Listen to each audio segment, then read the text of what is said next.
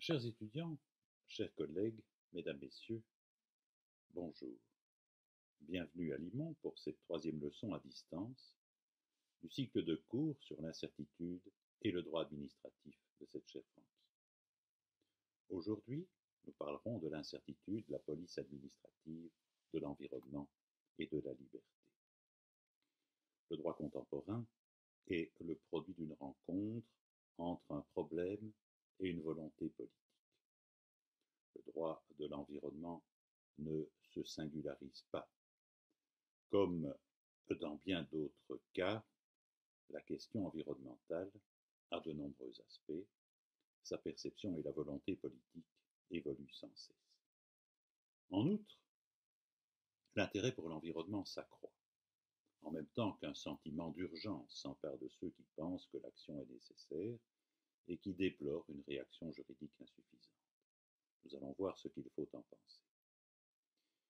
Il est incontestable que la position de l'environnement dans la hiérarchie des intérêts protégés par le droit s'est élevée au fil du temps. On en a toujours fait, mais par fragments.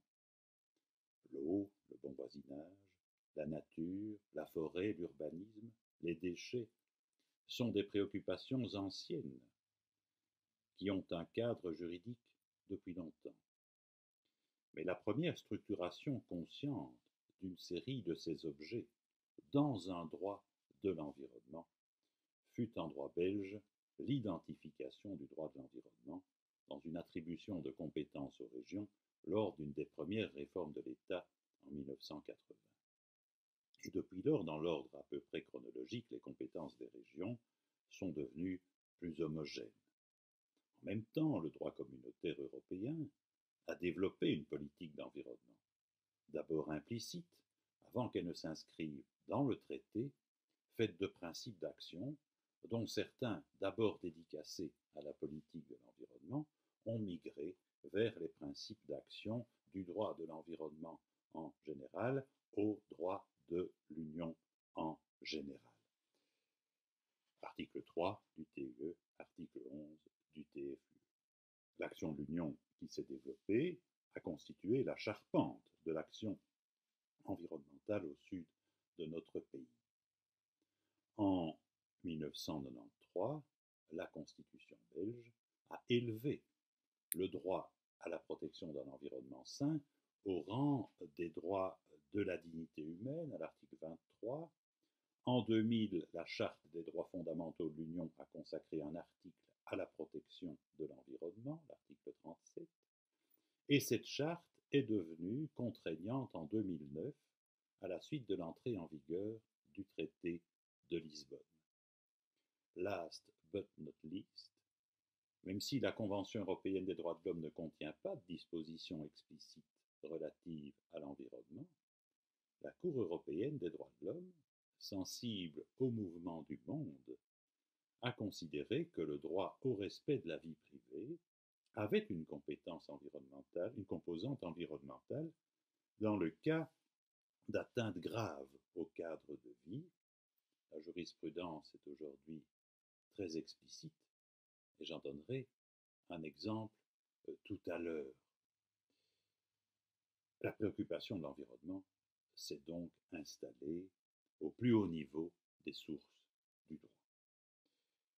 C'est un des moyens d'action du droit administratif que je souhaite mettre en valeur aujourd'hui dans cet exposé sur le droit de l'environnement, l'incertitude et la liberté. Il s'agit de la police administrative pour l'essentiel.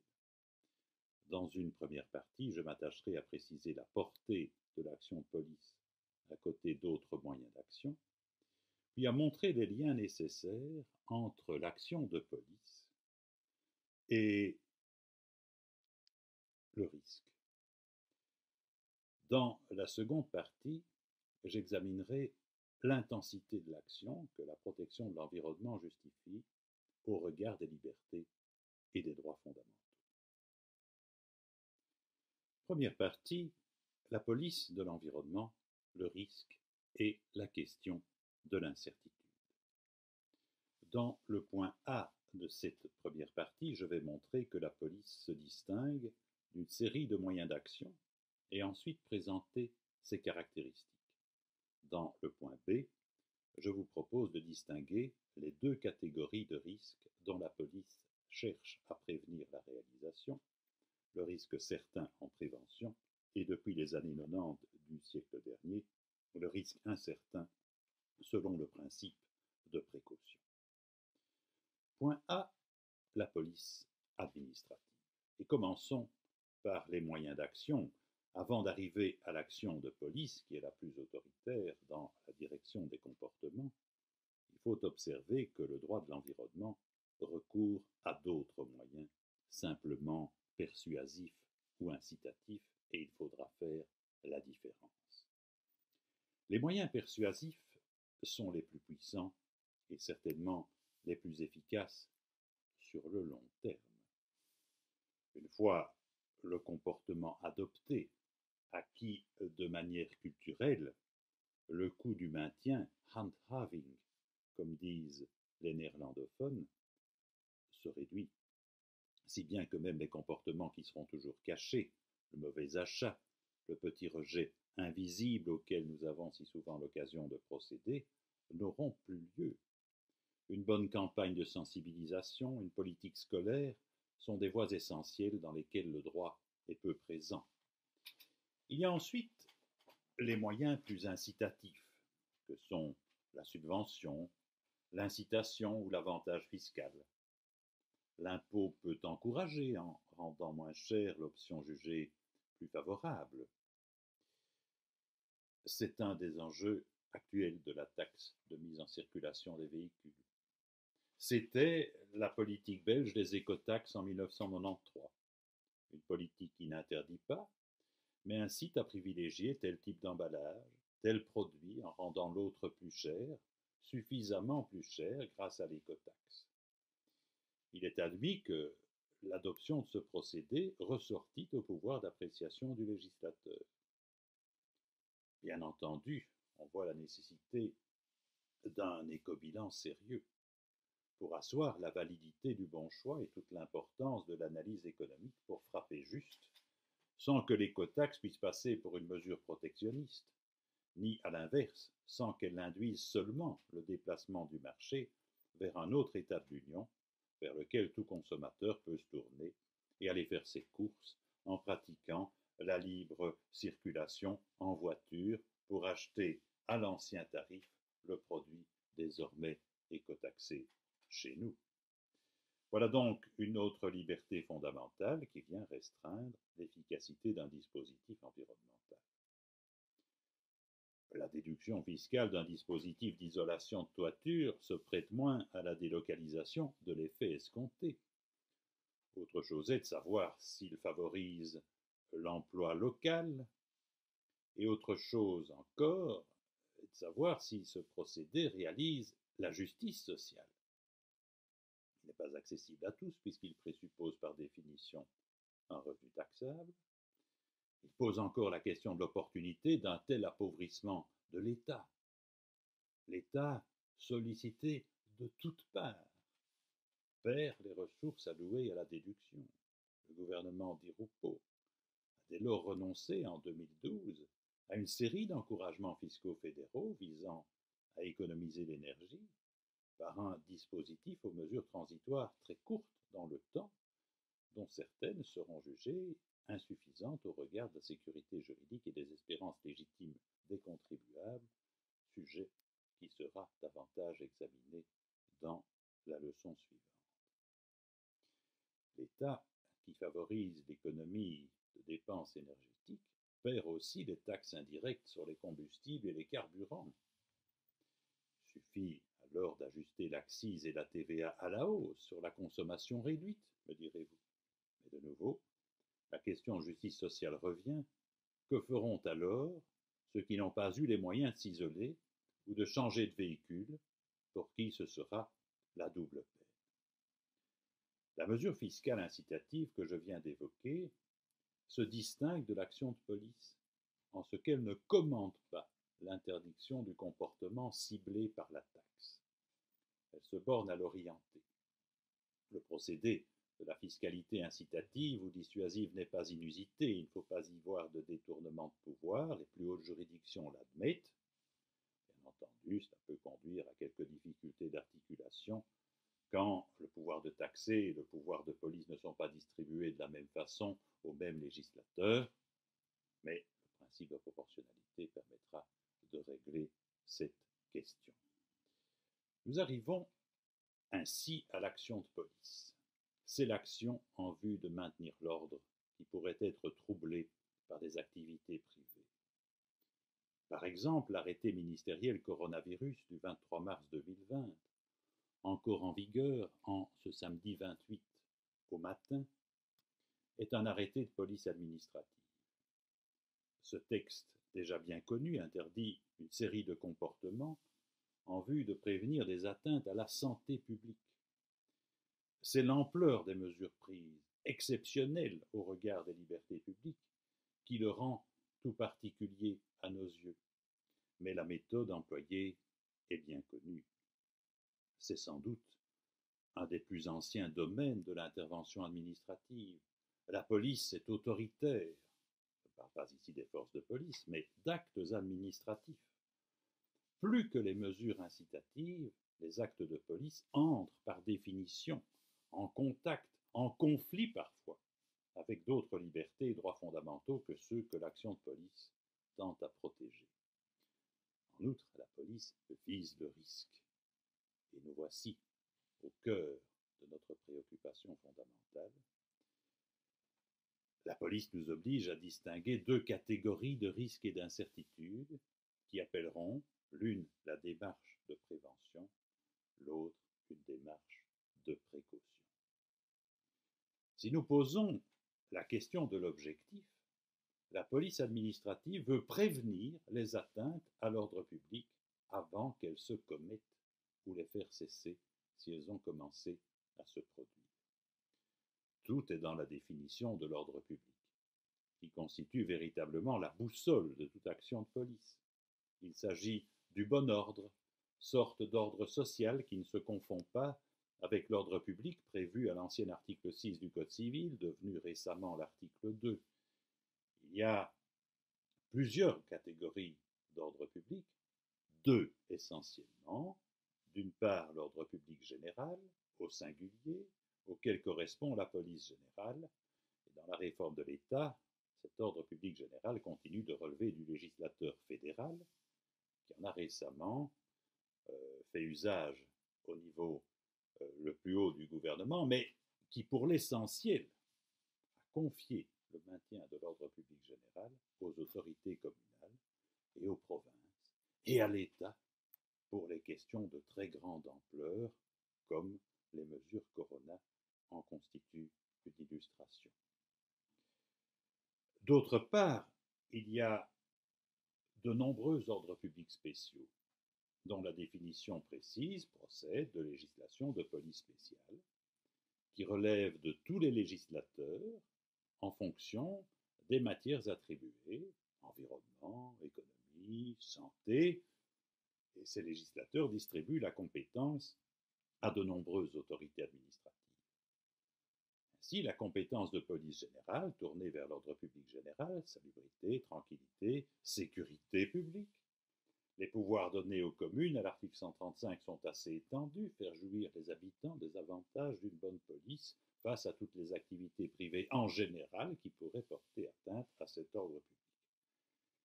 Tant l'utilisation des tondeuses à moteur, source d'atteinte à la tranquillité, le dimanche matin, que les feux domestiques, les mauvaises installations électriques, source potentielle d'incendie, la dégradation des charpentes d'immeubles en mauvais état, source potentielle de propagation de la mérule, la dissémination de feuilles publicitaires toutes boîtes dans l'environnement local, etc. L'interdiction n'est donc pas nécessairement absolue. Elle peut prendre la forme d'établissement de conditions à un acte, une activité qui demeure libre dans ces conditions sans que son exercice soit nécessairement soumis à un régime d'autorisation préalable, ce qui peut, bien entendu, être le cas. L'arrêté Corona du 23 mars, qui relève de la police générale, interdit absolument certains comportements. Article 1er, les commerces et les magasins sont fermés à l'exception d'eux, et soumet l'exercice d'autres activités à certaines conditions. L'accès aux grandes surfaces ne peut avoir lieu que selon les modalités suivantes, limité à maximum un client par 10 mètres carrés pendant une période maximum de 30 minutes. La police spéciale a une cible beaucoup plus précise, comme le décret relatif au permis d'environnement. Il met en place un régime de police spéciale pour contrôler les activités qu'il désigne au regard d'un ordre public spécifique, environnemental, qu'il définit. Ainsi, il établit un système d'autorisation et de déclaration destiné à permettre à l'administration qu'il choisit de vérifier si l'activité ou l'installation visée dans une nomenclature assez détaillée peut être autorisée ou admise sous bénéfice de déclaration, sans risque d'atteinte excessive à l'environnement au sens large défini à l'article 2 du décret du 11 mars 1999. En résumé, si nous posons la question des moyens, la police administrative ou spéciale ou générale est un secteur d'administration autoritaire. L'objet des actes est très impératif puisque, à côté de mesures indicatives, il s'agit essentiellement d'interdire, injonction de ne pas faire, ce qui inclut la possibilité de limiter les conditions d'exercice d'une activité. Il s'agit d'autoriser dans un cas ce qui est interdit en général. Il s'agit d'enjoindre, de faire ou contraindre. Et finalement, il s'agit de contrôler le respect des obligations créées. Selon les législations, la part du législateur et de l'administration dans la définition des obligations faites aux individus varie. L'étendue du pouvoir de l'autorité administrative dépend de l'habilitation du législateur. Mais dans tous les cas, l'habilitation législative est capitale pour au moins deux raisons. La première, c'est que la limitation de la liberté requiert en droit constitutionnel belge l'intervention d'une loi ou d'un acte législatif formel. Et la seconde est en droit belge encore que l'action de l'administration doit toujours se fonder dans la Constitution ou dans la loi. Il est à présent temps d'examiner plus finement le risque que l'action de police tente à prévenir et de passer au point B. Le point B est consacré aux risques certains ou incertains et à la prévention ou à la précaution. Commençons par le temps de la certitude et de la prévention. L'objectif de l'action de police n'est pas d'éviter tout dommage à l'individu ou à la communauté, ni d'empêcher la commission de toute infraction au droit pénal. Ce qu'on redoute, nous le savons déjà, c'est l'atteinte à un ordre public restreint, défini par une définition légale conçue pour cela.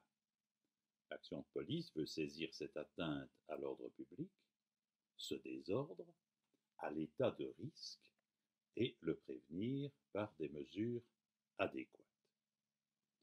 La mesure de police a lieu dans le cas du risque visé par le législateur, et l'administration ne doit bien entendu pas attendre la réalisation du risque.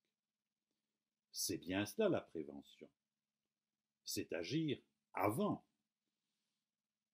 Elle consiste à considérer le risque comme tel et à le maîtriser pour limiter la possibilité de survenance du désordre. Dans un tel système, la présence du risque est indispensable à la régularité de la mesure de police administrative. Cette présence, cette réalité du risque, se vérifie par la science et l'expérience. On part des dommages constatés d'expérience, souvent anciennes, on remonte aux causes qu'on pense avoir découvertes, elles deviennent un risque, et on cherche à les maîtriser pour prévenir la survenance du dommage, d'un nouveau dommage. Parfois, l'homme tâtonne. Le sacrifice au dieu des eaux contrarie-t-il la cause de l'inondation ou des dommages causés par l'inondation?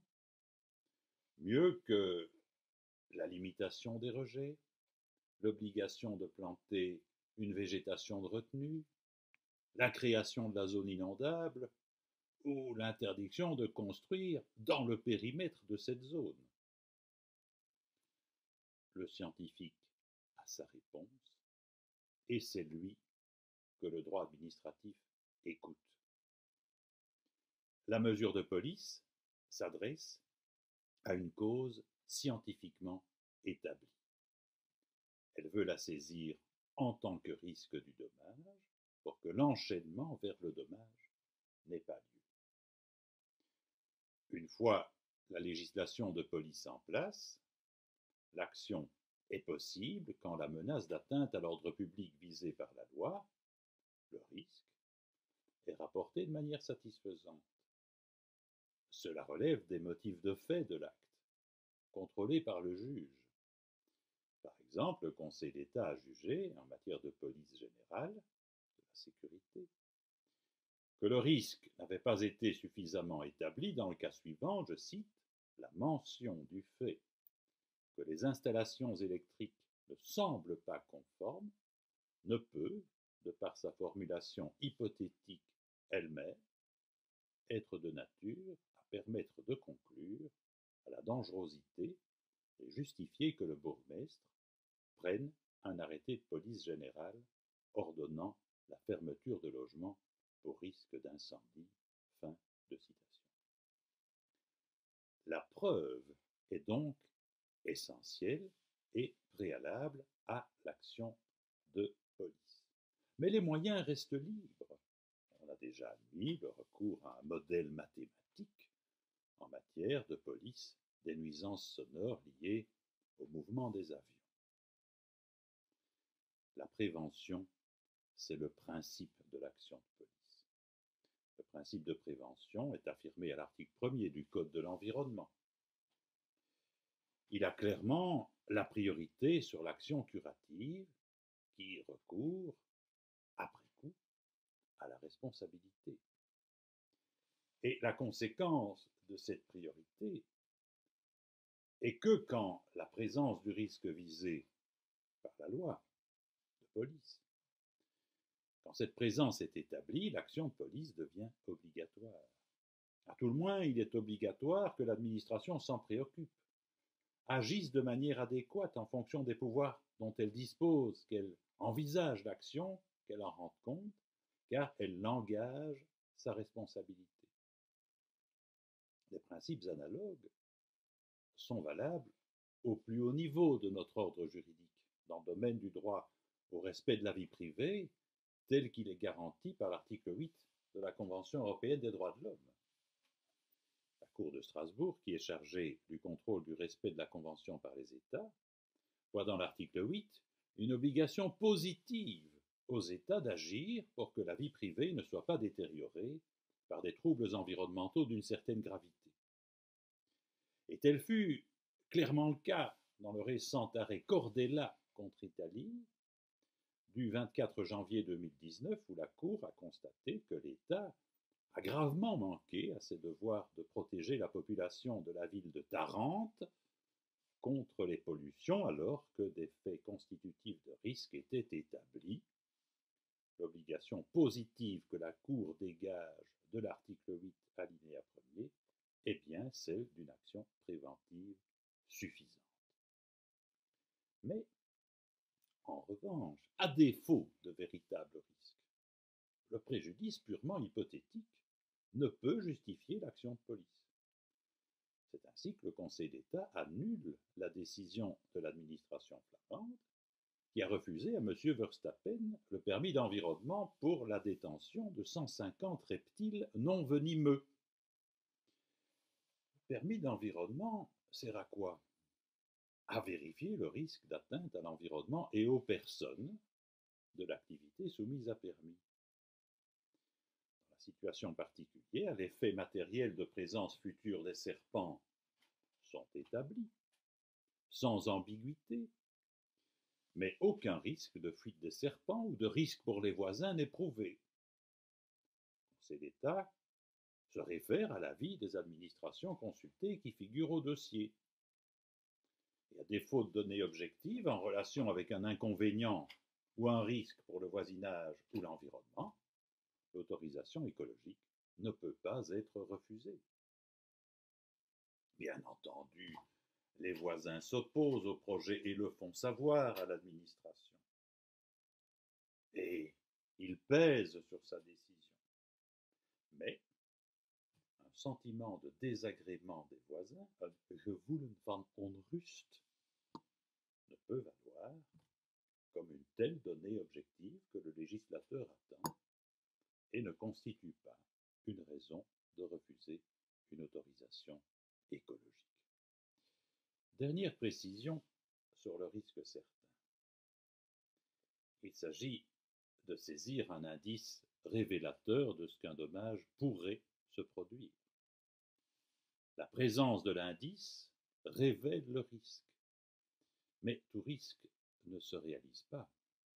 Très heureusement, se pose alors la question de savoir si l'on vit avec ce risque ou si on le réduit par une mesure de police. Les fils dénudés ne conduiront pas toujours à l'incendie. Construction libre sans permis ne conduira pas nécessairement à une mauvaise urbanisation. L'émission libre de substances dans l'air, dans le sol, dans l'eau ne causera pas nécessairement la disparition des arbres ou la pollution. La vitesse illimitée sur l'autoroute ne causera pas nécessairement l'accident. Et il y a des alcooliques au volant qui, heureusement, ne causent pas de dommages. Mais le législateur dispose dans tous ces cas de données, de science et d'expérience qui permettent de qualifier le fait en question de risque pour toute une série d'intérêts dignes de protection, et il peut le saisir par une mesure de police justifiée. Cet aléa, qui constitue l'éventualité de la réalisation du risque, est mesurable. Le fondement scientifique de cette mesure et le calcul permettent aux compagnies d'assurance de couvrir les risques en espérant que les sinistres, c'est-à-dire les réalisations du risque, ne se produiront pas. Et l'administration peut décider sur les mêmes bases des mesures de police qu'elle calibre. Pour le résumer, il n'est pas sûr qu'en roulant à gauche, dans un tournant, sur une route du continent, je cause une collision frontale avec un automobiliste venant en sens inverse. Mais c'est possible. C'est un risque certain. Nous le voyons tous. Ce risque certain, dont nous avons parlé jusqu'ici, est celui qui appelle la prévention. Mais il y a aussi un autre type de risque, que nous allons qualifier d'incertain, et qui peut être saisi par une démarche de précaution, pourvu qu'elle soit admissible. Le développement de la société technologique fait apparaître un nouveau type de situation, celle du risque incertain. Le risque redouté, mais non prouvé. Dans ce cas, l'existence même de l'aléa est problématique du point de vue de la science, de l'expérience. Ce risque incertain, c'est celui dont on n'établit pas à coup sûr et immédiatement la réalité, parce qu'aucune preuve scientifique ne permet de faire un lien entre une cause et un dommage. Mais c'est en même temps celui qu'on ne peut exclure. Tels sont les risques pour la santé ou l'environnement du fonctionnement des antennes relais de téléphonie mobile, des lignes électriques à haute tension, des fours à micro-ondes, de la transmission de l'ESB par l'ingestion de la viande, de la dissémination des organismes génétiquement modifiés, de l'ingestion de la viande aux hormones, celui de l'utilisation de la virginiamycine comme additif dans l'alimentation des animaux, quand nous consommons des produits ou la chair. Et tel est tout récemment le cas, non pas du risque pour la santé, mais du mode de transmission du coronavirus qui est présenté comme incertain dans les motifs de l'arrêté ministériel du 23 mars 2020. Les nouvelles peurs peuvent-elles se traduire en contraintes pour les individus? Dans un système juridique où la liberté est le principe, l'entrave administrative l'exception, l'incertitude peut-elle fonder une action de police dont les motifs seront difficilement contrôlables puisqu'ils s'appuient sur des faits incertains? Le principe de prévention imposait une réponse négative. L'admission du principe de précaution permet une réponse nouvelle en technique juridique. Quand il est reçu dans l'ordre juridique, le principe de précaution justifie l'adoption de mesures restrictives, de mesures de police administrative. Il faut donc s'interroger sur la décision de recevoir un tel principe dans l'ordre juridique. Et elle ne va pas de soi. Elle est l'expression d'une certaine conception du rapport à l'avenir. L'opportunité de l'accueil de ce principe fait encore débat dans le monde. On voit facilement que la situation de précaution se prête par définition à un arbitrage beaucoup moins objectivable que celui qu'on fait en prévention. Et il s'ensuit que la réception d'un principe de précaution n'est possible que si la Constitution le permet et que le législateur le décide et désigne les matières dans lesquelles il est applicable. On se souvient que toutes les atteintes aux droits et libertés doivent être permises par la loi, et pourtant, il est arrivé chez nous que le juge impose lui-même à l'administration la démarche de précaution en procédant par extension des habilitations conçues dans la démarche de prévention. Un exemple très explicite est donné par l'arrêt Venter du Conseil d'État. Depuis 1971, une ligne électrique à haute tension reliait Aubange à Esch au Grand-Duché. En 1998, la société CPT souhaite poser une deuxième ligne sur les pylônes existants, ce qu'on appelle un deuxième terne, car une ligne c'est 3 câbles. Ce sont des travaux techniques, il faut un permis de bâtir, on dirait permis d'urbanisme aujourd'hui, qu'il faille un permis n'est pas en cause, on n'en discute pas. Dans sa demande, CPT doit donner des précisions sur les effets des travaux sur l'environnement et la santé. Le permis est soumis à la procédure préalable d'évaluation des incidences de projet sur l'environnement. Le demandeur doit remplir une notice d'évaluation préalable et un formulaire a été rédigé par le gouvernement wallon. Dans la notice, la société explique que depuis 1971, des lotissements ont été créés, que les habitations ont été construites de part et d'autre de la ligne, que les pylônes sont hauts, qu'il ne faudra pas couper d'arbres. Et en réponse à des questions types du formulaire, CPT ajoute que l'impact de ces nouveaux câbles sera sans incidence sur le cadre bâti, non bâti, qu'il n'y a pas d'école ou d'hôpital dans le voisinage, et le permis est délivré. Madame Venter demande au Conseil d'État la suspension de ce permis. Elle explique qu'elle habite en dessous de la ligne et qu'on n'a pas pris en compte sa situation. CPT et l'administration répondent que ce n'est pas nécessaire, le deuxième terne n'a pas d'impact sur elle, toutes les prescriptions techniques sont respectées, les pylônes sont en bon état. Quant à un risque pour la santé par l'exposition aux ondes électromagnétiques émises par le nouveau terne, la littérature scientifique n'établit à ce moment aucune preuve de l'effet délétère d'une ligne à haute tension. Ce point n'est d'ailleurs contesté par personne. Ce que dit Madame Venter, c'est qu'il y a des risques encore incertains, mais qu'il faut aussi les prendre en considération. Devant le Conseil d'État, l'administration répond à Madame Venter que les permis d'urbanisme sont là pour les faits certains et les risques établis, et qu'on ne peut donc rien reprocher à CPT ni à l'autorité, ce qui semble, à mon avis, conforme à ce qui était admis jusque-là. Et pourtant, le Conseil d'État va accueillir l'argument de Madame Venter, suspendre le permis. Créer par voie jurisprudentielle une obligation nouvelle de tenir compte du risque incertain, c'est-à-dire, et ce sont les mots du Conseil d'État, celui dont la réalité même est controversée dans les milieux médicaux.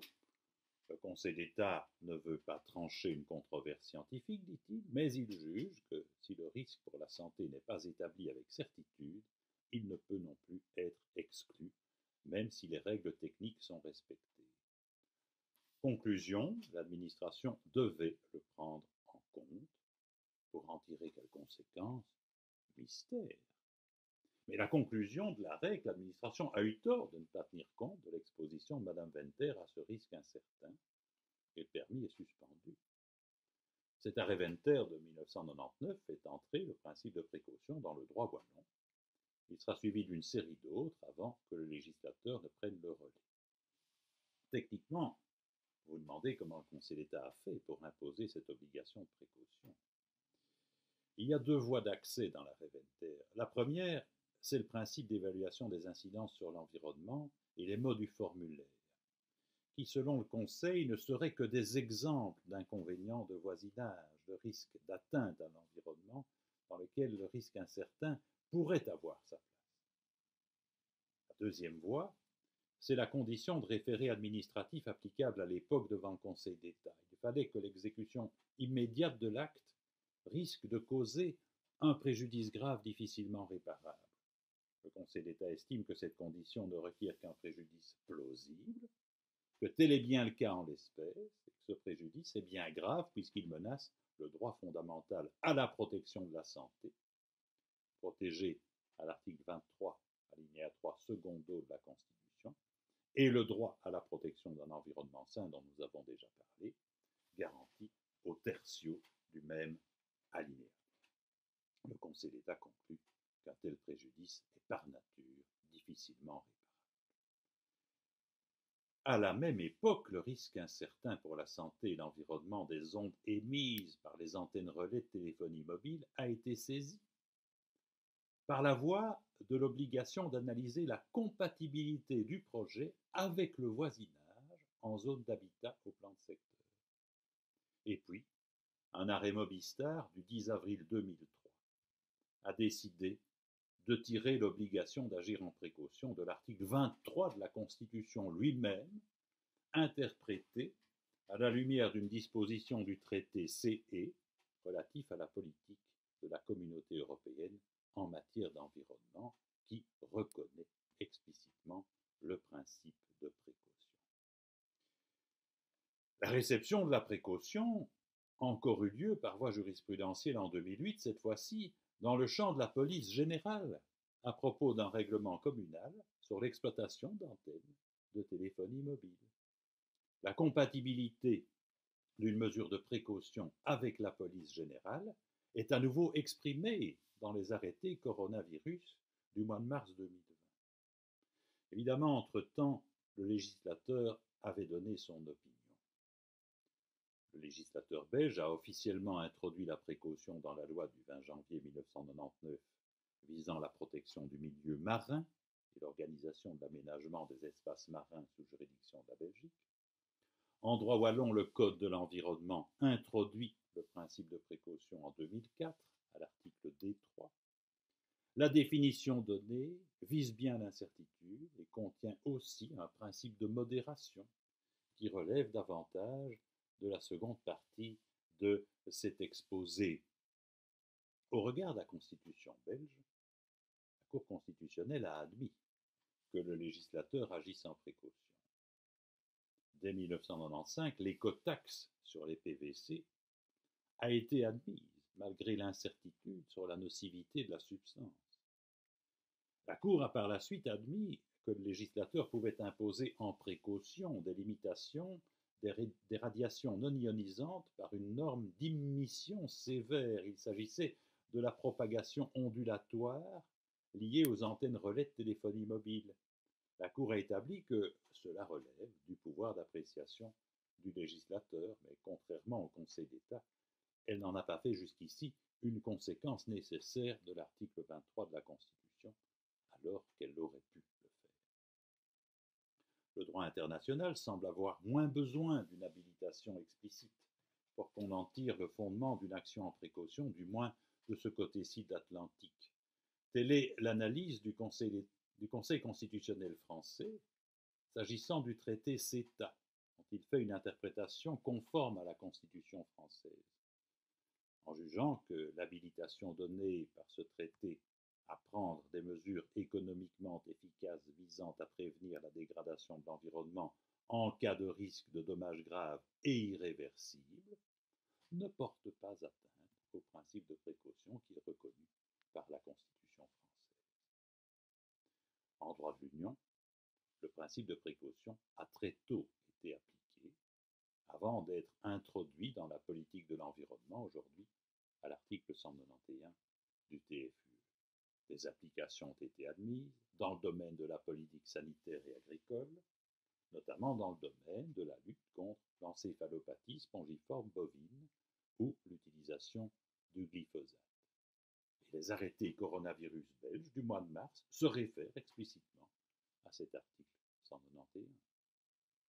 Enfin, la légitimité d'une action en précaution a été reconnue par la Cour européenne des droits de l'homme dans son arrêt Tatar de 2009. Elle a fondé la possibilité d'une mesure de précaution dans l'habilitation des États à agir en vue de garantir le droit à la protection de la vie privée à l'article 8. Et la Cour européenne s'est pour cela inspirée ouvertement de la jurisprudence de la Cour de justice de l'Union. Ainsi, Strasbourg écoute Luxembourg en observant tout spécialement que la Cour de justice a fait application du principe de précaution dans le domaine de la santé où le traité CE ne l'énonçait pas. Le Hoge Raad des Pays-Bas s'est récemment autorisé de cette filiation des articles 2 et 8 de la Convention européenne et de la jurisprudence de la Cour de Strasbourg pour saisir le risque de changement climatique causé par les émissions de gaz à effet de serre, dont certains éléments relèvent, selon lui, déjà de la prévention, et d'autres, encore incertains, continuent à relever de la précaution. Dans l'affaire Urgenda, très connue, le Hoge Raad a condamné les Pays-Bas à prendre immédiatement certaines mesures. Lors de la récente rentrée de la Cour européenne des droits de l'homme, son président, M. Sicilianos, a accueilli cette décision du Hoge Raad et a estimé qu'en se rendant sur le terrain de la Convention, les juges néerlandais ont clairement rappelé que la Convention européenne des droits de l'homme est bien devenue notre langue commune et que ce texte pouvait apporter des réponses aux problèmes de notre temps. Vous vous en doutez, cette décision Urgenda donne lieu à des appréciations en sens divers. On le voit. La réception du principe de précaution est une réalité en Europe. Et dans les domaines où la réception du principe de précaution est établie, l'action de police devient possible sur la base d'une connaissance scientifique encore lacunaire, en l'absence de causalité établie, écrivent les juridictions européennes.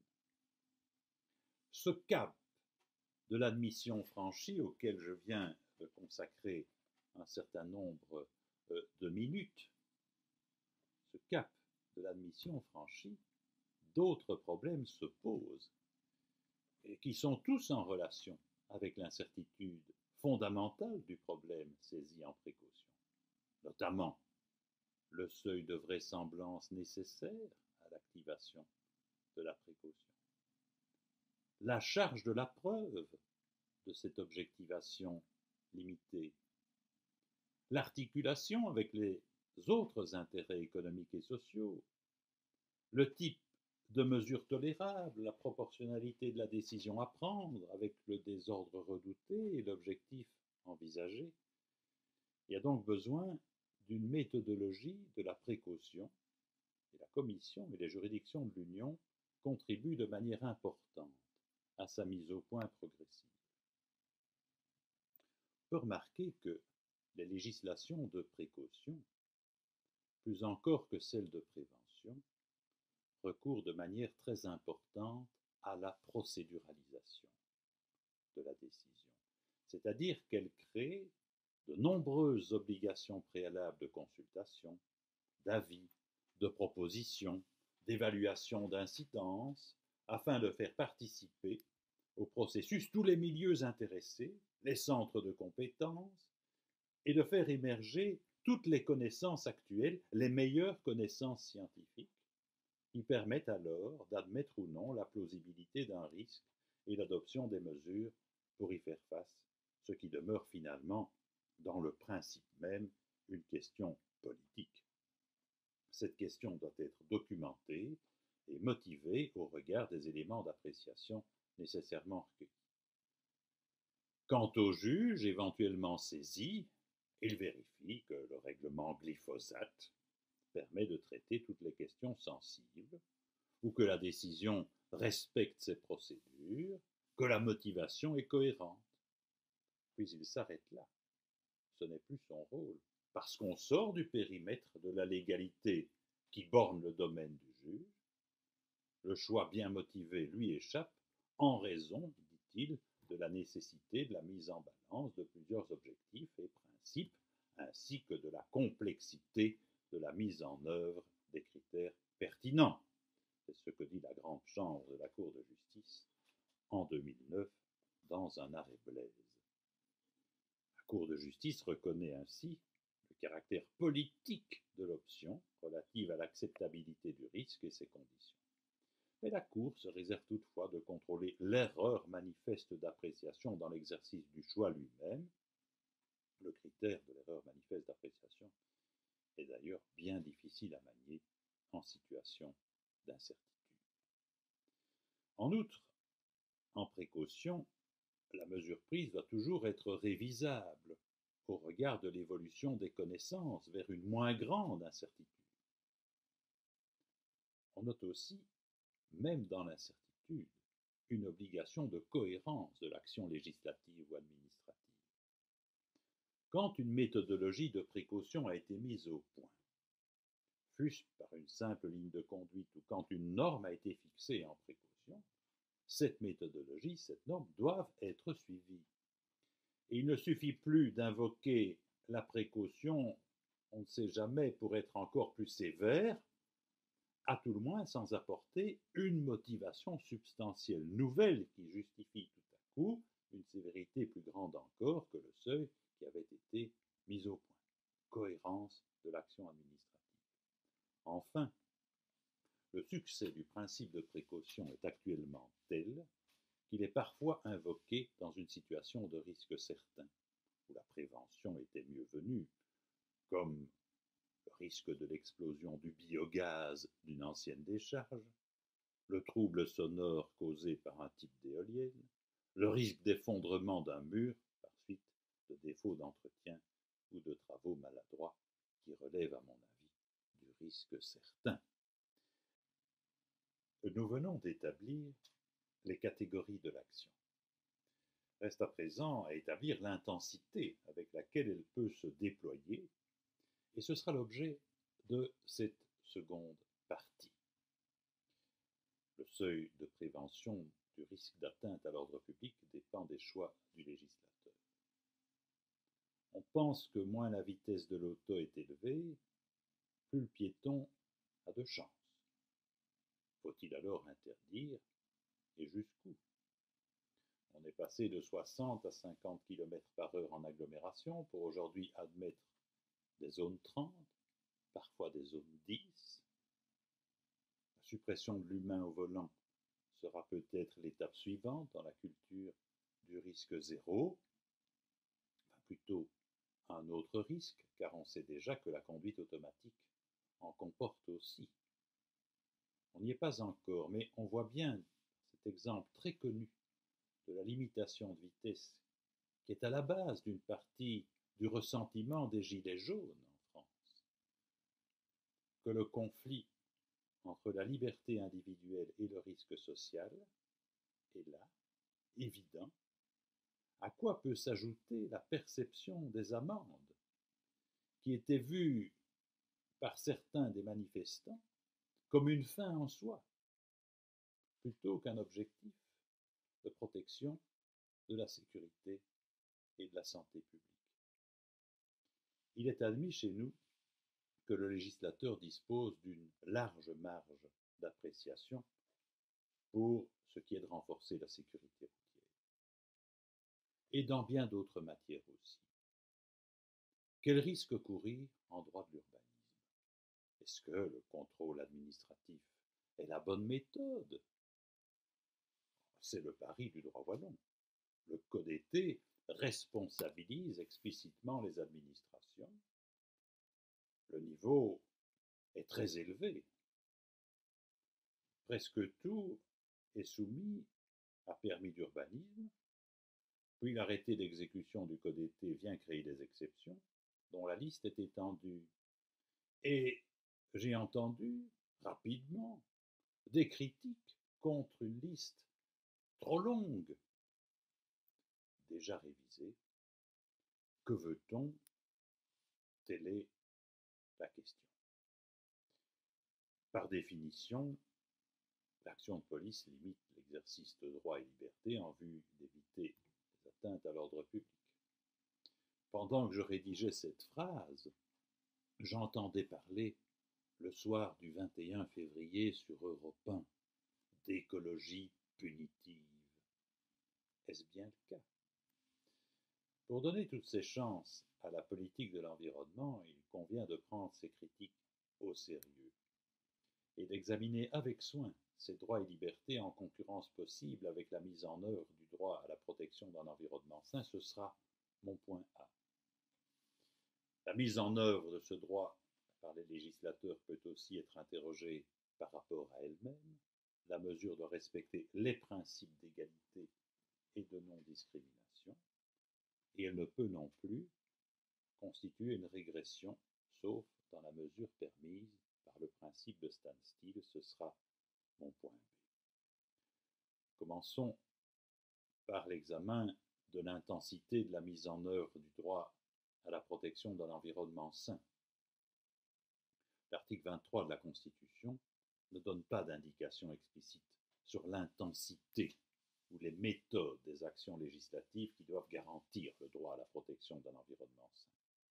Article 23, alinéa 3 quarto, qui procède de la dignité humaine. Le droit de l'Union vise un niveau élevé de protection de l'environnement, un haut niveau. Le concept est là pour éviter la course au moins-disant environnemental, la race to the bottom. Ce concept de haut niveau demande toujours une traduction contextuelle par une décision politique qui devra tenir compte d'autres préoccupations sociales concurrentes ou convergentes, mais à tout le moins justifiées. Le droit wallon contient lui aussi des affirmations de ce type. Le Code de l'environnement préconise l'action préventive plutôt que la démarche curative, article D1. Certains avis du Conseil d'État ont reproché aux législateurs une mise en œuvre insuffisante de la prévention. Et la question donne lieu à contentieux en France. Pour le juge constitutionnel belge, le premier principe, c'est la déférence vis-à-vis des choix du législateur. C'est au législateur qu'il revient d'apprécier l'opportunité et l'étendue de son intervention en vue de réaliser l'objectif de garantir le droit à la protection d'un environnement sain. Deux premières balises se dégagent cependant des arrêts qui affirment cette séparation des fonctions dans la mise en œuvre de l'article 23, alinéa 3 quarto. D'une part, il y a une obligation d'agir dans le chef du législateur lorsque les nuisances subies sont d'une certaine gravité. Et d'autre part, il y a la réserve d'un contrôle de raison, le cas de l'appréciation déraisonnable, notamment sur les critères retenus pour calibrer l'action. Alors, quant au droit concurrent, la mise en œuvre d'une police de l'environnement se heurte le plus souvent, le plus nettement, à la liberté d'entreprendre et au droit de propriété. Mais selon le cas, d'autres libertés et droits fondamentaux doivent subir les nécessités affirmées de la prévention-précaution des atteintes à l'environnement. Le développement durable, préconisé à l'article 7 bis de la Constitution, ne tend que vers un équilibre entre les composantes environnementales, sociales et économiques. Une conception antérieure privilégiait la dimension environnementale, mais cette conception ne semble plus de mise, et cela se confirme notamment dans le nouveau Code d'été wallon. Alors, à ce moment-ci, comment résoudre les conflits de droits fondamentaux. Il est rare que le conflit soit réglé par un principe hiérarchique. On peut citer certains éléments de préséance, comme les interdictions de formes d'action préventive dans plusieurs dispositions de la Constitution, à l'article 26 notamment, qui prohibe le recours à la méthode de l'autorisation préalable en matière de réunions privées, sauf lorsqu'elles ont lieu en plein air. Une telle disposition formelle influence les instruments de lutte contre le bruit, mais n'exclut pas les mesures de limitation, notamment la réglementation des émissions. L'articulation des droits fondamentaux en présence se fait le plus souvent par l'appréciation de proportionnalité. La méthode est au point. Elle est au point, mais chaque application du contrôle de proportionnalité est particulière. En matière de police, le législateur fixe lui-même le degré souhaité de prévention du risque ou habilite l'administration à l'établir. Dans le régime des installations classées, le but n'est pas d'exclure tous les inconvénients de ces établissements. Mais, on l'a déjà vu, la mesure de police doit avoir une consistance minimale et ne peut laisser subir des nuisances intolérables, notamment des troubles sonores excessifs pour les riverains d'un aéroport, a déjà jugé la Cour constitutionnelle. Parfois même, le degré de protection est très élevé et aucun risque d'atteinte à l'intérêt protégé n'est admissible, en principe au moins. Tel est le cas par exemple dans un site Natura 2000.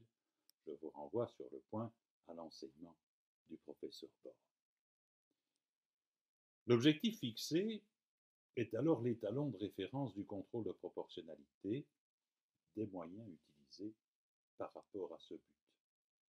Autrement dit, une fois le niveau établi, le mode d'action lui-même doit ensuite être justifié. Le moyen doit d'abord permettre d'atteindre le but, c'est le contrôle d'adéquation ou de pertinence. Ensuite, le principe de proportionnalité ne permet pas d'entraver la liberté plus qu'il n'est absolument nécessaire. Et là, les autres droits concurrents font leur entrée dans la balance. L'interdiction de police n'est qu'une ultima ratio, une mesure extrême. La création d'un dispositif d'autorisation par le législateur entrave fortement la liberté d'entreprendre ou le droit de propriété.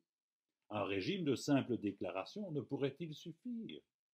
La nécessité de la plus lourde limitation doit être justifiée au regard de la proportionnalité et sous le contrôle du juge. Plus le pouvoir d'appréciation confié à l'administration est large, plus le principe de proportionnalité a de l'importance. La police générale, qui doit affronter toutes sortes de causes de désordre, est plus qu'une autre sujette au contrôle de proportionnalité. L'habilitation donnée à l'administration est large quant au choix des moyens. L'appréciation de proportionnalité prend une dimension particulière. Nous allons le voir dans un instant.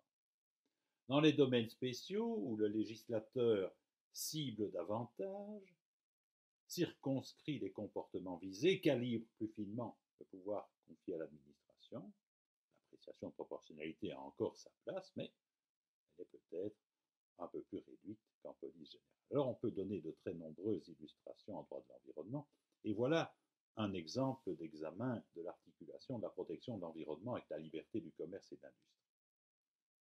Une mesure législative de lutte contre le bruit a été adoptée à Bruxelles en 1991. Elle a été soumise à la Cour constitutionnelle par une question préjudicielle du tribunal correctionnel de Bruxelles en 1995. L'ordonnance établissait une norme de qualité dans les locaux de séjour. Pour la respecter, il fallait que les émissions de bruit faites à l'extérieur de ces locaux soient adaptées en conséquence. Des entrepreneurs de chantier étaient poursuivis devant le tribunal pour avoir percé la norme d'immission. Ils soutenaient qu'une telle norme rendait impossible l'exercice de la liberté du commerce et de l'industrie garantie par la loi. À ce moment, l'article 23 de la Constitution n'existait pas encore, et la question a été prise par la Cour sous l'angle simple de la répartition des compétences entre l'État et les régions.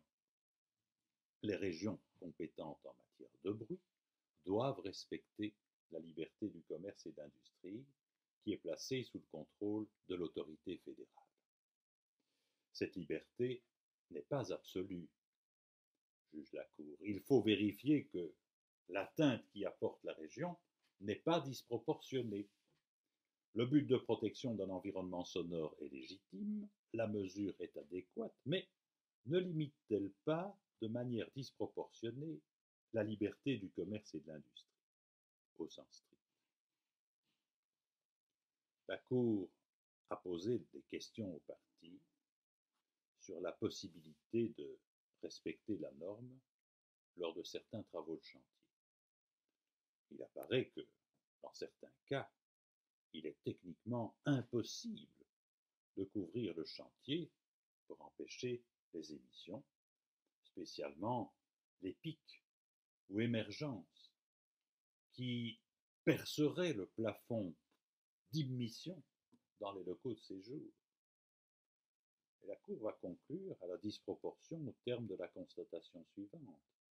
Cette disposition a pour effet de mettre les entrepreneurs de chantier devant l'alternative suivante, soit devoir renoncer à l'exécution des dits travaux, soit en accepter néanmoins la réalisation, en se mettant toutefois inévitablement en situation d'infraction au regard de telles dispositions de l'ordonnance précitée, avec le risque de se voir appliquer les sanctions pénales que prévoit telle autre disposition. Compte tenu de ces conséquences, la disposition en cause affecte la liberté du commerce et d'industrie de façon disproportionnée par rapport à l'objectif poursuivi.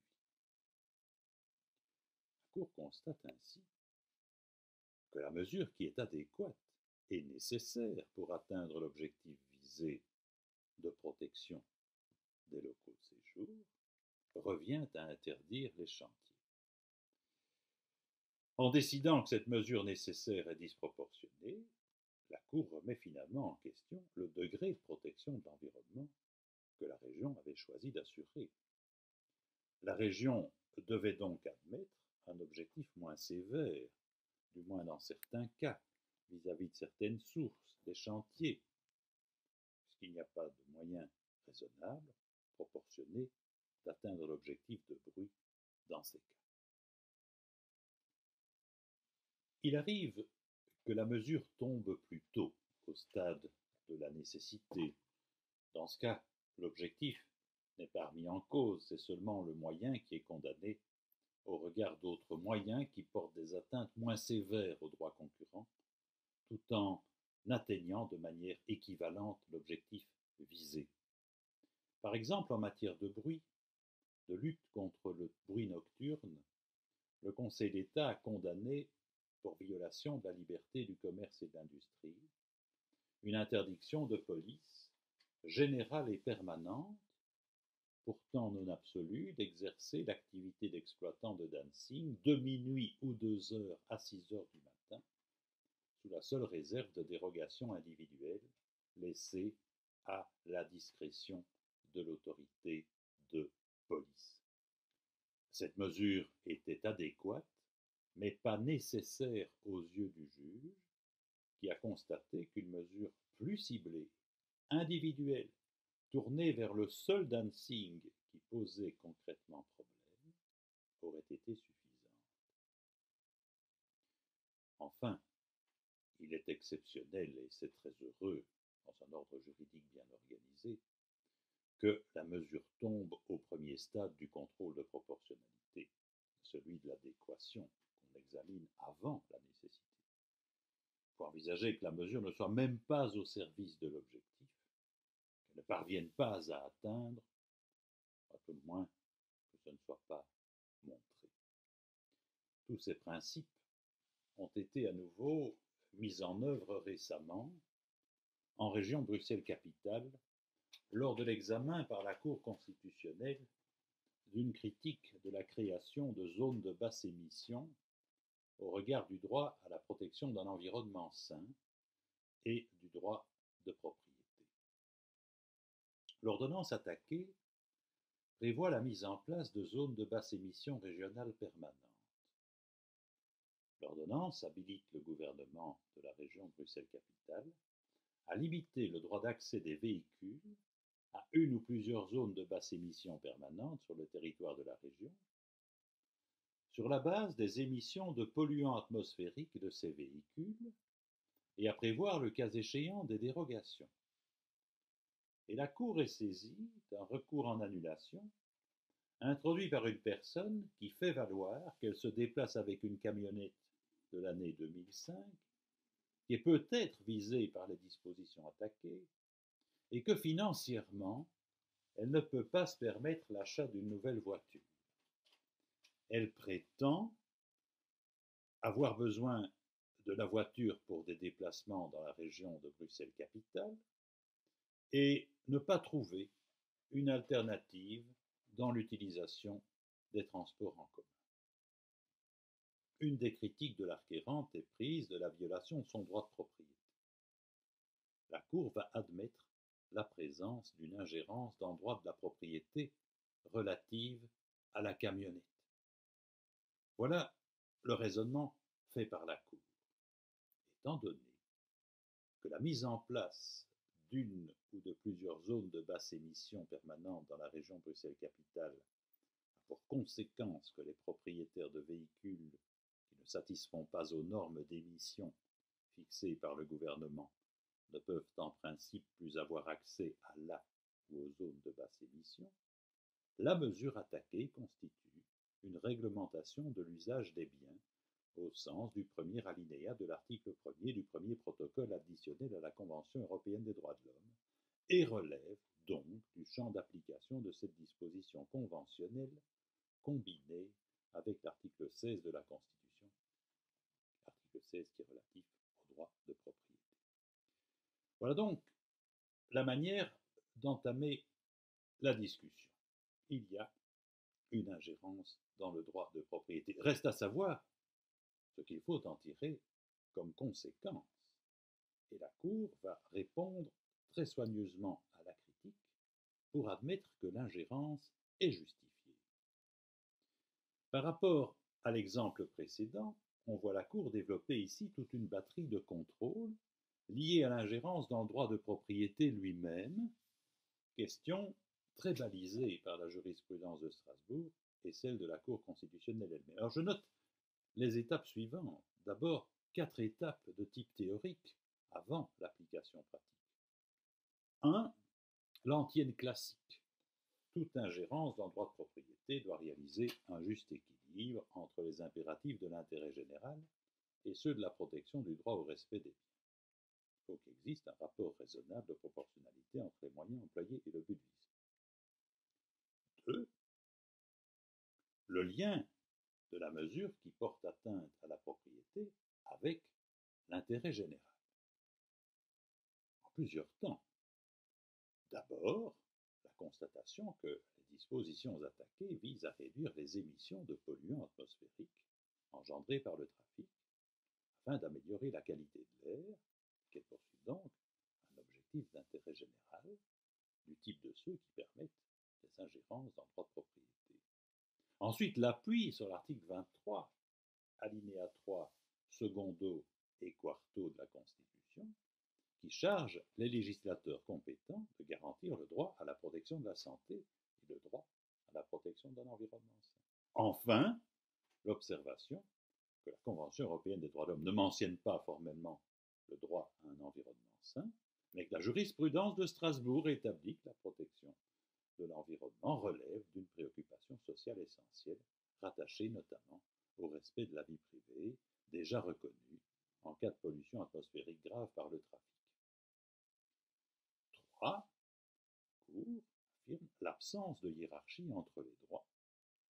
Et on le discerne dans l'affirmation que des impératifs économiques et même certains droits fondamentaux, comme le droit de propriété, ne doivent pas nécessairement se voir accorder la primauté face à des considérations relatives à la protection de l'environnement et de la santé publique. Et enfin, 4e considération théorique, l'admission des ingérences, mais aussi la nécessité d'un juste équilibre.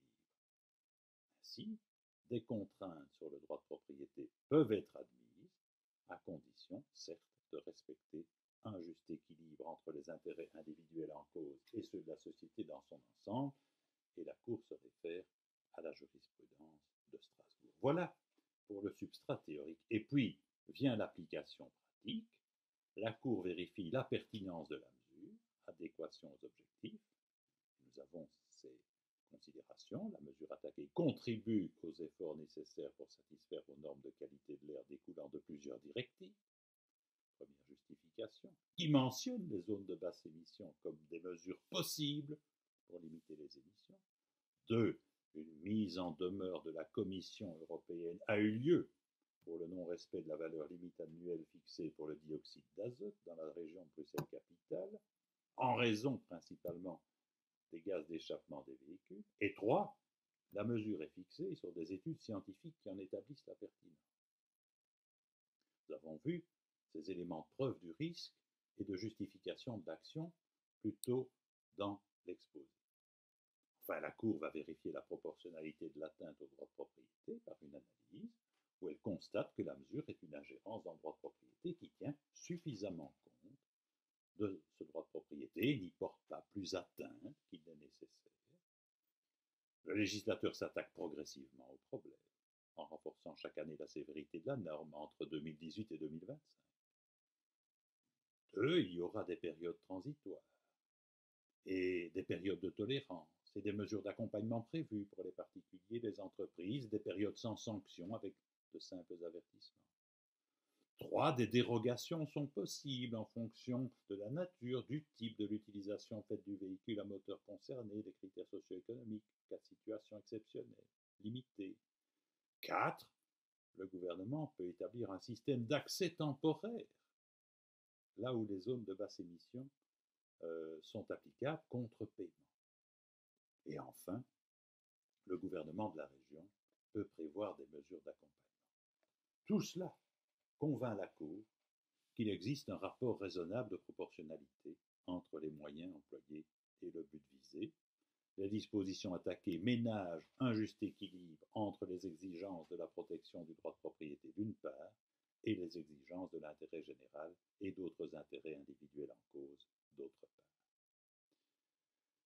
Dans un autre cas, on voit des propriétaires se plaindre de mesures environnementales, mais ce n'est pas leur propriété qui est la cause de la nuisance, comme dans le cas de la camionnette. Ici, ils sont les victimes du développement de l'aéroport de Vierzey et ils revendiquent des mesures plus sévères contre la nuisance. Et ils revendiquent la garantie d'un droit environnemental plus protecteur de leur environnement et donc de leur propriété. Ici, c'est l'insuffisance alléguée des mesures de bruit contre la nuisance environnementale qui sont critiquées pour atteinte excessive au droit de propriété. Les riverains agissaient contre le décret d'aménagement des zones et des mesures de prévention de l'aéroport de Vierzey. Ils déploraient que les contraintes imposées au développement de l'aéroport et au vol de nuit fussent trop faibles. La Cour a rejeté le moyen. La législation environnementale cherche en effet un équilibre, comme le droit aéroportuaire, la procédure du permis d'environnement, qu'on a déjà évoqué tout à l'heure, cherche aussi à protéger les intérêts d'un exploitant qui s'inscrit dans le processus légal. D'autres droits encore que la propriété ou l'industrie peuvent être en conflit avec le droit à la protection d'un environnement sain. Et dans une intéressante affaire où est en question l'exploitation d'un établissement sujet à permis, c'est le droit au recours juridictionnel garanti par l'article 13 de la Constitution qui est contrarié.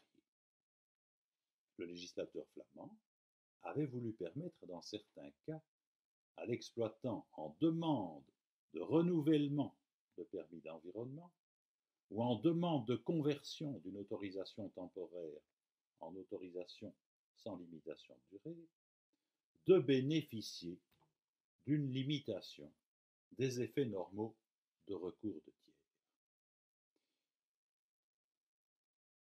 Quand le tiers exerce un recours contre la décision qui délivre le renouvellement ou la reconversion, et qu'il est victorieux dans ce recours, le tiers peut entraver la poursuite de l'exploitation.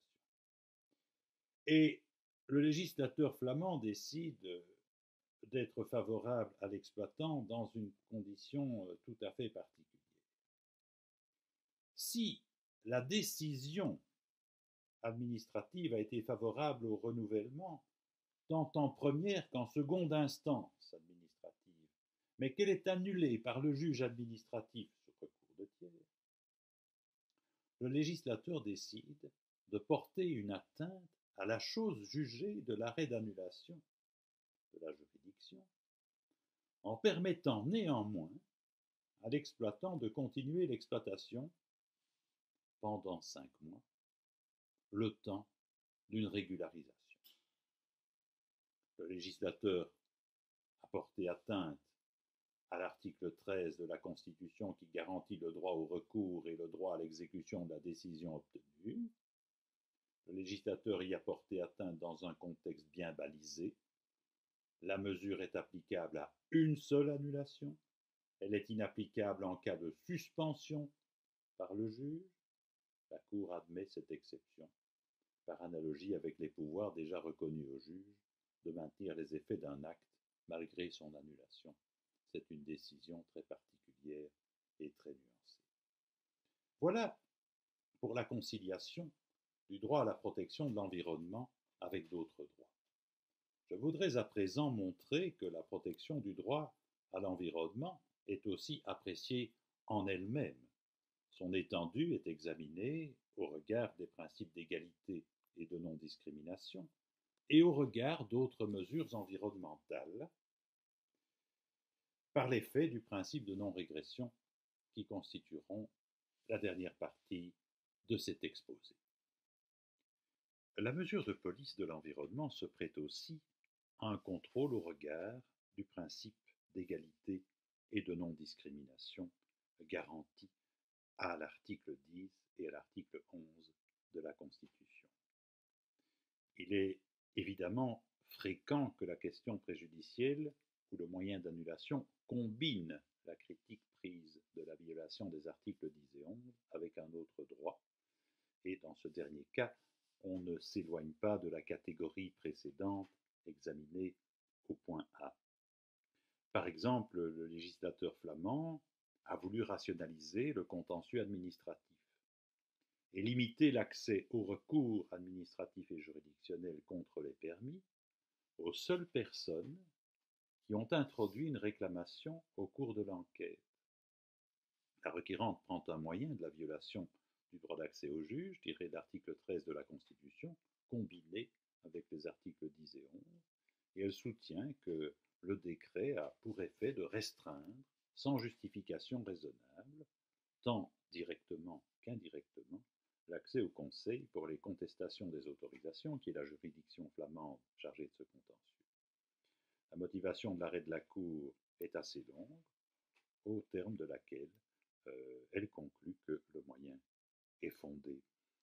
Une discrimination dans la prévention du trouble sonore infligée aux riverains de l'aéroport de Bierzet sera sanctionnée par la combinaison des articles 10 et 11 et de l'article 22 relatif au droit au respect de la vie privée et de la vie familiale, avant qu'un nouveau décret réexamine l'ensemble de la question et résiste au contrôle de constitutionnalité. La combinaison des articles 10, 11 et 23 est invoquée pour contester tel décret flamand qui ne règle pas la publication d'un avant-projet de plan, ce qui aurait facilité l'enquête publique, soutient le requérant. La Cour reconnaît l'importance de la participation. La possibilité de participation offre une garantie pour la sauvegarde du droit à la protection d'un environnement sain et à un bon aménagement du territoire, et elle vise l'article 23, alinéa 3 quarto. Cependant, la présentation de cet avant-projet de plan à l'enquête est suffisante et le défaut de publication de ce plan n'est pas une discrimination dans le droit à la participation. Les articles 10 et 11 peuvent aussi être combinés avec telle disposition pertinente d'une directive. Tel fut le cas de la directive 2001-42. La Cour a censuré l'organisation par le législateur bruxellois d'abrogation de plans d'aménagement sans évaluation préalable de l'incidence de cette mesure sur l'environnement. La question examinée dans ce point B devient spécifique quand le contrôle demandé l'est au regard de l'égalité en elle-même. Tel est le cas dans l'affaire des zones de basse émission. La requérante critique la généralité excessive de la norme. Elle se plaignait aussi d'une discrimination, en effet, en ce que la mise en place de la zone de basse émission est applicable de manière trop générale, selon elle, et ne tient pas compte de la situation spécifique des personnes vulnérables, financièrement, ou souffrant d'un handicap, qui disposent d'une vieille voiture et ne peuvent se permettre de la remplacer. De plus, la mesure attaquée serait constitutive d'une discrimination indirecte sur la base de l'appartenance ethnique et du travail, puisque les personnes les plus touchées sont les minorités, les travailleurs défavorisés et les indépendants. Ces critiques sont recevables. Elles sont examinées et, en l'espèce, elles sont rejetées. Dans le contrôle d'égalité et de non-discrimination, intervient un examen de proportionnalité de la distinction ou de l'identité de traitement établie par la loi attaquée. Et dans cet examen de proportionnalité, la Cour revient sur les éléments que nous avons déjà décrits, en particulier le régime progressif, les mesures de dérogation et le pass temporaire d'une journée. Les critiques portent aussi, à l'inverse, sur le caractère trop étroit d'une mesure. Par exemple, un décret flamand permet la régularisation des jardineries établies illégalement en zone agricole. Il est en effet jugé qu'elles ne sont pas compatibles avec cette zone et le décret prétend dorénavant que cela peut être régularisé. Le requérant critique la mesure en ce qu'elle ne vise pas d'autres entreprises non conformes à la destination de la zone, située elle aussi en zone agricole, et la Cour annulera la mesure. Dans la même veine de contestation d'une mesure à portée étroite, le requérant non agriculteur aurait voulu bénéficier d'une dérogation pour implanter une petite éolienne en zone agricole. Il constate que ce n'est pas possible, alors que la dérogation est admissible pour les installations de production d'électricité d'origine solaire. Tout ceci en région wallonne et avant le code été.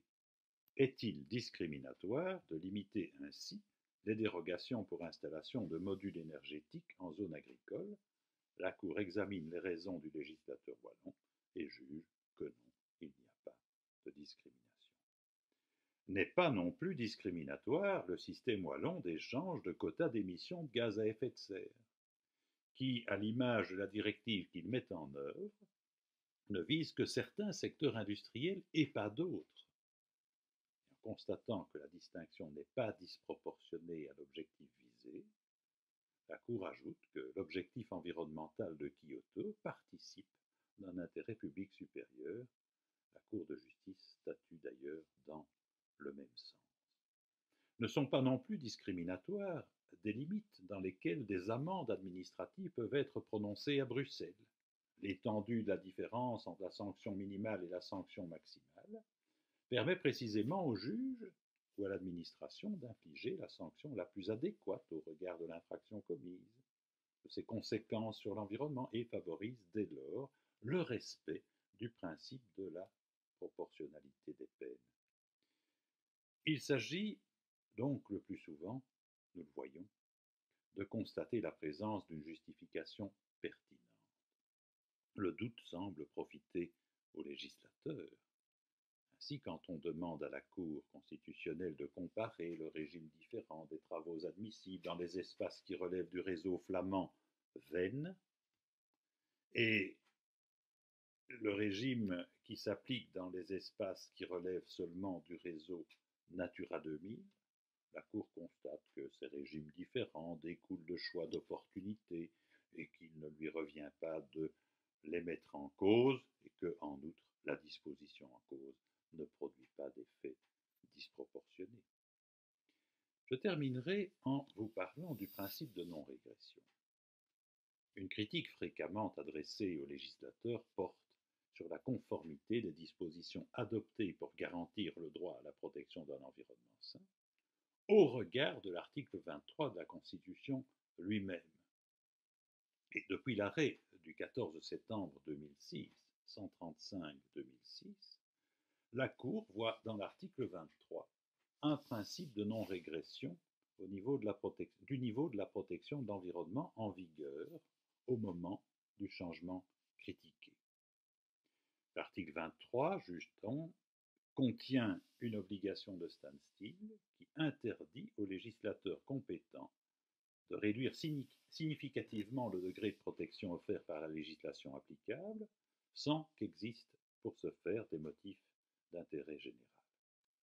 Il faut montrer les situations comparées et la régression alléguée. Si la Cour conclut à l'existence d'une réduction significative, elle examine alors l'éventuelle justification tirée de motifs d'intérêt général.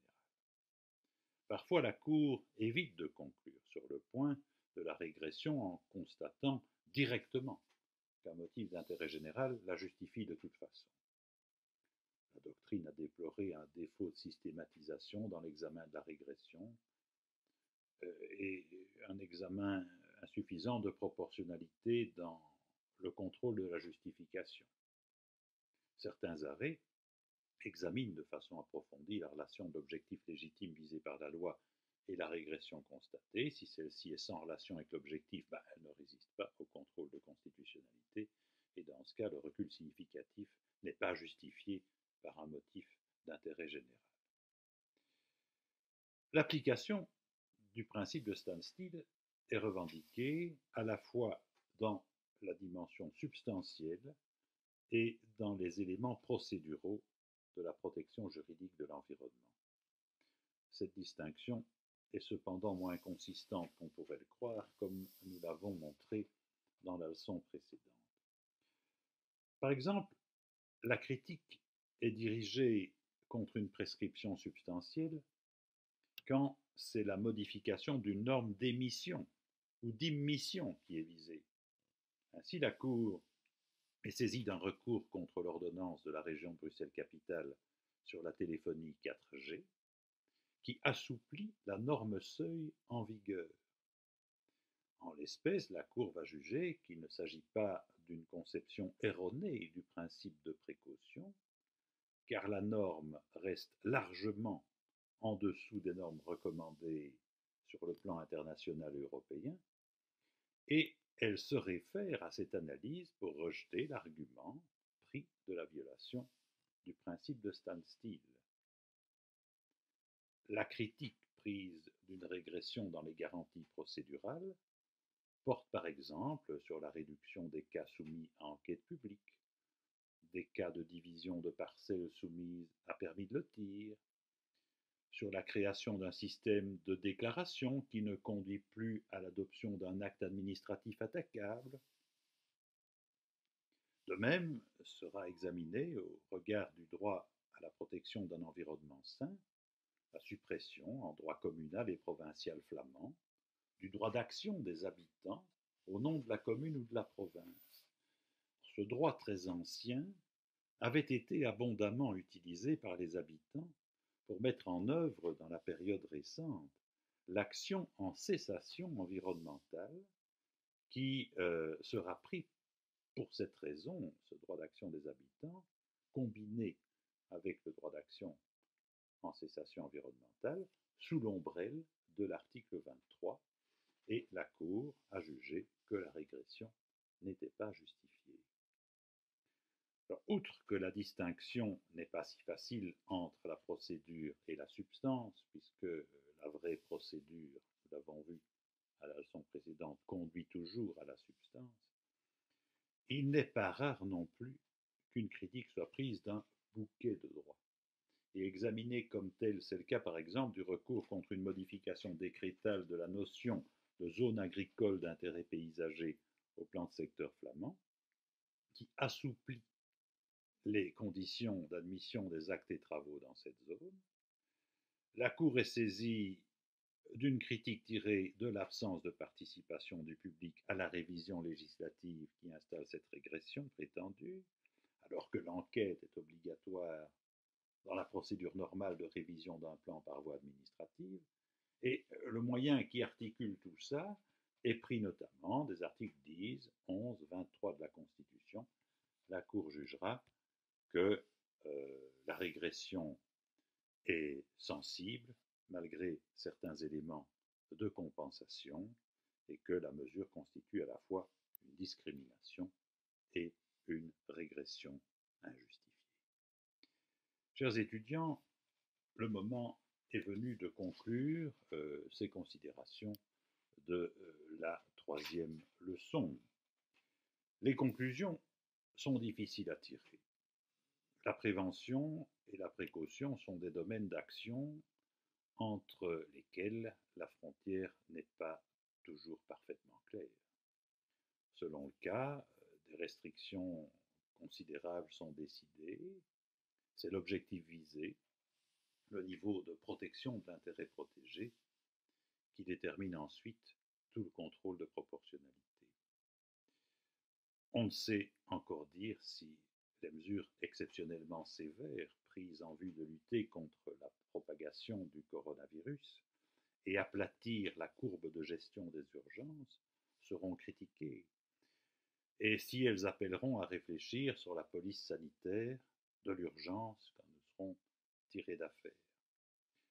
Ce qui est clair, c'est que le contentieux environnemental des droits fondamentaux est abondant, et je n'ai choisi pour l'essentiel que des mesures de police dans la période récente.